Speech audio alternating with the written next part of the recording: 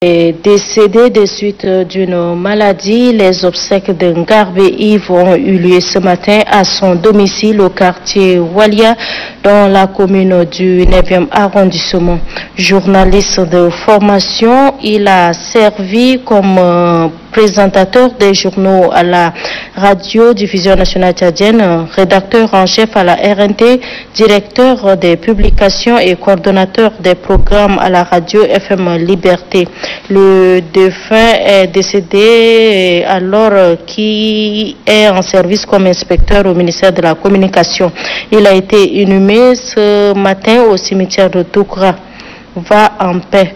La direction de l'ONAMA présente ses sincères condoléances à la famille endeuillée.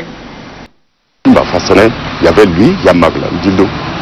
Ce sont les deux personnes là qui m'ont formé dans la production.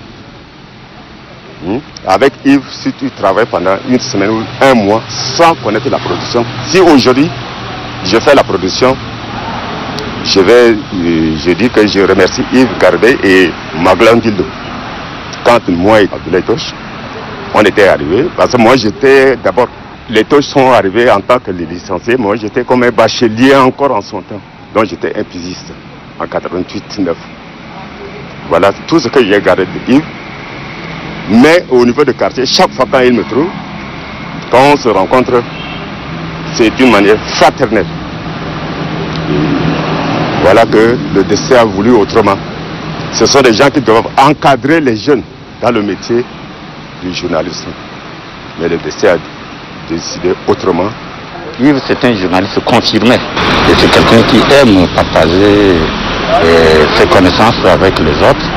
Je me rappelle, dans les années 2000, on avait encadré les jeunes frères à l'université de N'Djamena, au département de la communication. Et tous ceux qu'on a encadrés sont devenus maintenant des encadreurs eux-mêmes, ils sont devenus des responsables et ça nous fait plaisir. Et chaque fois qu'on se rencontre avec lui, on en parle. Lui, il a continué avec la formation des jeunes dans les universités de N'Djamena. Donc c'est quelqu'un qui, au niveau des relations humaines, est sans problème. Il a beaucoup d'amis. Sincèrement, comme j'ai l'habitude de le dire, l'un des rares journalistes de formation classique qui vient de nous quitter. C'est une formation